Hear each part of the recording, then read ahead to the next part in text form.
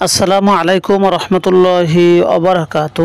পানিতে রেখে মাছ বিক্রি করার বিধান।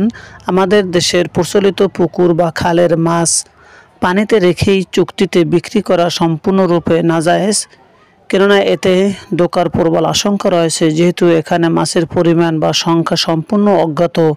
অনেক সময় দেখা যায় চুক্তিতে 1 লক্ষ টাকা দিয়ে পুকুর বা খাল কিনে তাতে মাছ পায় মাত্র 15 বা 20 হাজার টাকার।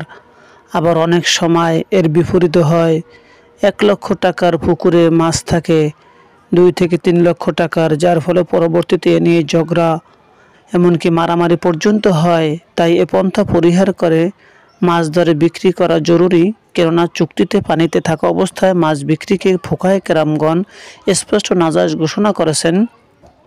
তাই এ পন্থা পরিহার করে মাছ ধরে বিক্রি করা জরুরি। উক্ত মাসালাটি হেদায়েত গ্রন্থে 3য় খণ্ডে 51 পৃষ্ঠার মধ্যে উল্লেখ রয়েছে।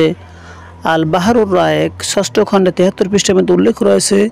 শামী কিতাব 7ম খণ্ড 249 পৃষ্ঠার মধ্যে উল্লেখ রয়েছে।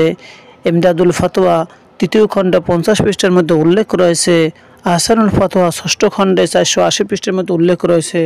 মহান আল্লাহ তাআলা আমাদের সবাইকে সঠিকভাবে জীবনযাপন করার তৌফিক দান করুন। আল্লাহ ও রাসূলের পথে চলার তৌফিক দান করুন। সকলের জীবন সুস্থ থাকুক, ভালো থাকুক, আমিন। আসসালামু আলাইকুম রহমতুল্লাহ।